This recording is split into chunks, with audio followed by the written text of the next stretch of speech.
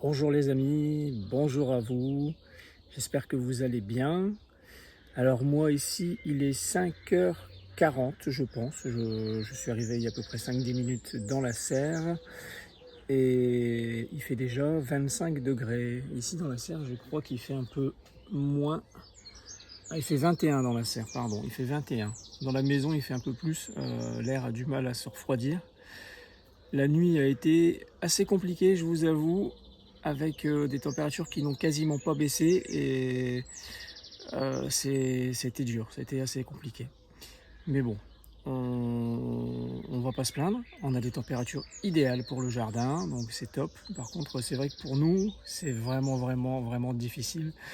Il faut vraiment s'adapter à ce nouveau climat qui nous arrive avec des canicules précoces maintenant et c'est vraiment difficile. Bon, quoi qu'il en soit, je vais vous montrer un petit peu le jardin, la belle surprise et comme je l'avais anticipé de la pastèque que j'ai mis au 15 juin qui décolle. Ça fait plus 10 jours là, à l'heure d'aujourd'hui et vraiment elle devient énorme. Et je vous montre un petit peu toute l'évolution du jardin. Voilà, je vous dis à tout de suite. Regardez-moi ça les amis. J+10 pour la pastèque lune étoile qui a été plantée ici. Elle fait à peu près, je ne sais pas si vous vous rendez compte, 80 cm de long. C'est délirant. On a des chaleurs de dingue et du coup, des plantes exotiques comme ça kiffe. Hein. Ça kiffe de fou. Hein. Les feuilles sont bien ouvertes, bien larges.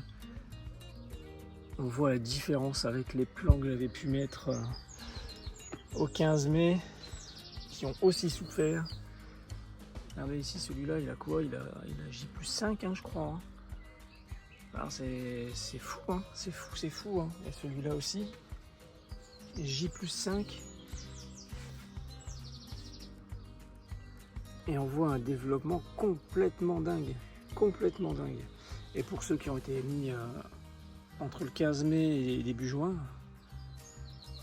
regardez un peu comme ça court partout. Là on ne se rend pas compte, mais il y a une liane de 3,50 m. Hein. C'est fou. Et ça y est, il y a des pastèques qui arrivent. Il y a des pastèques qui arrivent, les amis. Regardez. Ça y est, c'est en formation. Ça, c'est la pastèque Sugar Baby. Il y en a des petites qui arrivent. J'en ai vu un peu partout. Une troisième là. J'en ai aussi ici, j'ai vu. J'en ai aussi ici. Ouais, regardez. 4, 5. Waouh, c'est fou, hein, c'est fou. Et le melon qui est juste à côté, qui lui aussi fait des petits melons. Et on voit la largeur des feuilles. Ça c'est hyper bien développé. Donc au niveau des pastèques et des melons dans la serre, tout va très bien. Les concombres, je vous en parle même pas. Hein. Les concombres, c'est pareil. Hein. Légumes fruits, regardez-moi ça, la formation de concombres. Regardez. C'est délirant. Hein. Il y en a partout. Partout. Et je suis obligé de le faire courir sur les arceaux maintenant, puisqu'il arrive en haut de la serre. C'est dingue. Hein. Et à côté, on a la pastèque ici, du banneau qui court, elle aussi, qui court. Voilà, ces températures pour eux, c'est comme à la maison, quoi. Hein. C'est comme à la maison. Le dernier arrivé, qui a déjà bien grandi, hein. Je trouve.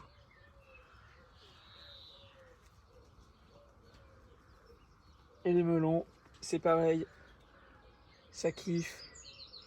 Ça pousse dardard. Il y a des melons qui arrivent de partout. Regardez-moi ça. Du Kazakh. Ça, c'est du vieille France, ce que je vous ai montré là. Encore du Kazakh. Ici, alors il n'y a pas encore de melon. Il y en avait eu, mais j'avais coupé en bas. Je ne sais pas si vous vous souvenez, parce que je ne veux pas de démarrage en bas. Ça fatigue la plante. Et je crois que c'était à Lunéville. me semble. Bon, il y en a d'autres informations, mais il me semble que c'est du Lunéville. Et là, ici, ça doit être aussi du Lunéville. Et là, nous avons du Vieille France melon charentais. Et à côté, on est sûr, là, c'est du Lunéville.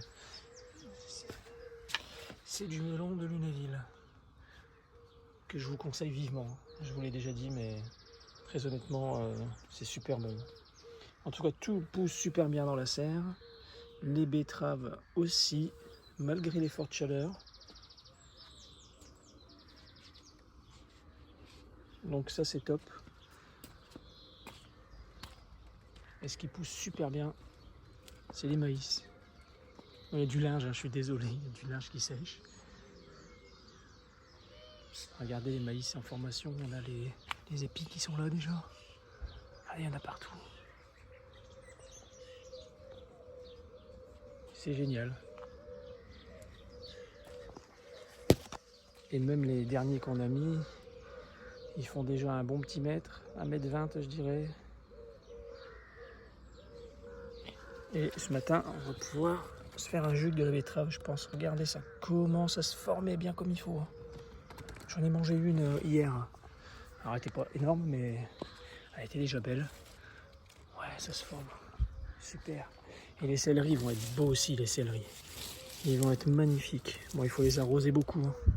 Là, je passe mon temps à arroser le matin avec ces températures.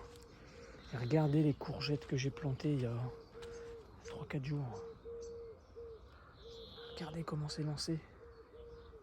C'est impressionnant. Impressionnant en ce moment le jardin. Vraiment. Tout pousse, tout pousse, tout pousse.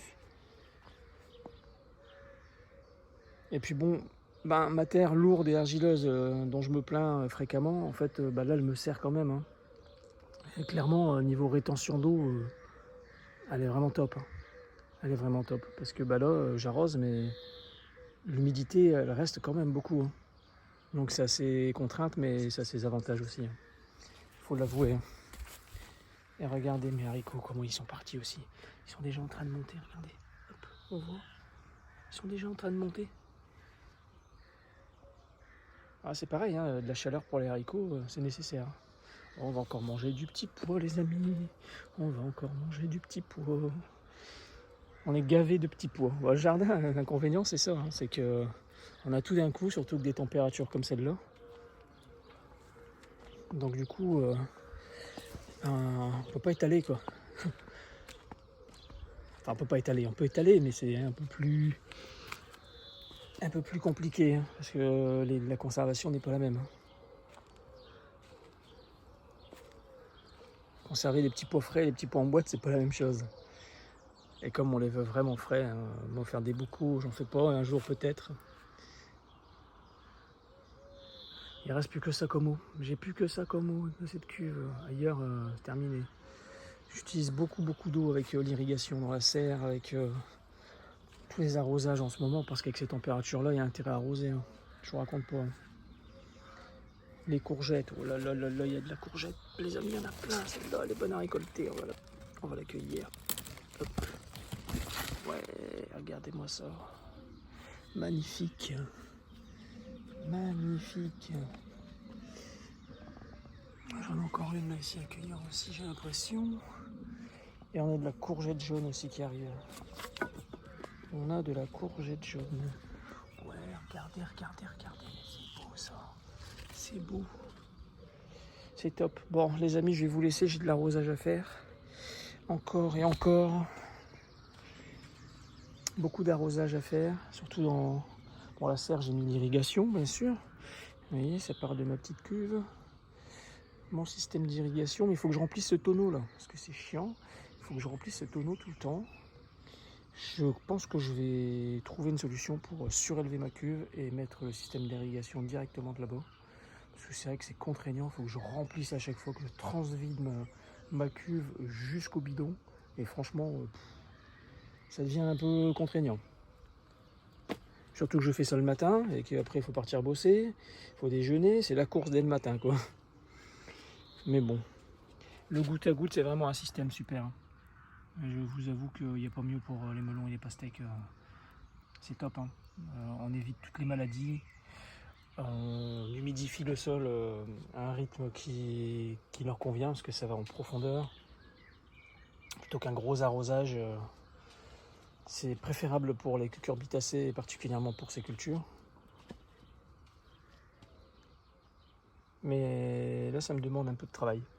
Donc il va falloir que je remédie au problème. Voilà les amis, voilà sur ces belles paroles, ces belles images d'un jardin qui décolle complètement. Je vous souhaite une belle journée. Profitez bien de votre jardin tôt le matin, surtout parce que la journée, ça va encore être compliqué. Je crois qu'ils annoncent 31-32, un peu plus frais aujourd'hui. Il reste encore quoi? Demain en grosse journée à 33 et après on va souffler 25-26 degrés. Courage les amis, courage, belle journée à vous. À bientôt. Bye bye.